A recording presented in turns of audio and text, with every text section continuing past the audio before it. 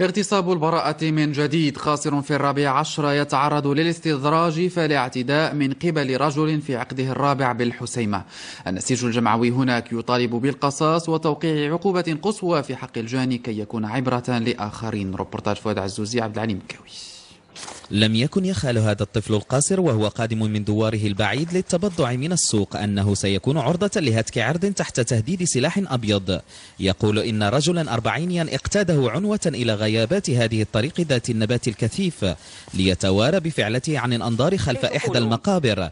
هناك انتهك حرمة الأموات وهتك عرض الطفل الحي. يعني كنشوفهم مرايا ما شفتهم نقصد بغلا بقات تما كتوزع الناس وجرى مرايا جرى مرايا وكيجرني الدرع وجا من هناك قال لي لا قلتي انا نقتلك عملي المس هنايا.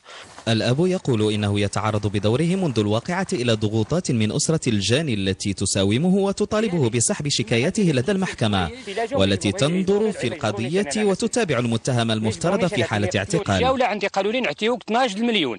قلت لهم أنا إذا كان كتجي الموت من عندكم مرحبا بها، أنا الدم د ولدي ما ساويش غير 12 مليون. انا ما شبر عندكم فلوس، ما خصني فلوسكم، ما خصني حتى شي حاجه كنبغى منكم هو عطيولي التسع. انا بديت كرفس لي عليه ما غاديش نسمح له. وضعيه في الحقيقه اللي يشمئز منها القلب على اساس ان هذا الطفل هذا طفل قصير يسكن في الباديه، عائلته ضعيفه، في حين ان هذا النوع ديال الجرائم اللي احنا عندنا في المغرب هنايا وبالضبط في هذه المناطق اللي الاخر راه متفشيه في هذه المناطق نظرا لان مسكوت عنها. محامي الدفاع يقول ان البراءة هي الاصل وان المحكمة لم تصدر بعد حكما نهائيا نظرا للصعوبة في الاثبات ووجود شاهد وحيد في القضية.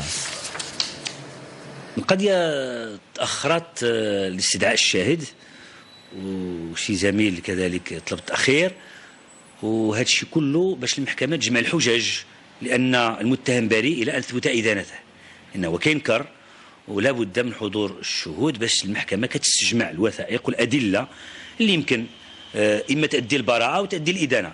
أسرة الطفل تقول إنها تعاني الأمرين من الفقر والحاجة والضغوطات. تركت منزلها مكرهة، بينما الطفل القاصر الذي لم يتجاوز سنه 14 سنة يعاني من اضطرابات نفسية حادة جعلته يدخل نفقا مظلما في انتظار حكم القضاء في نازلته.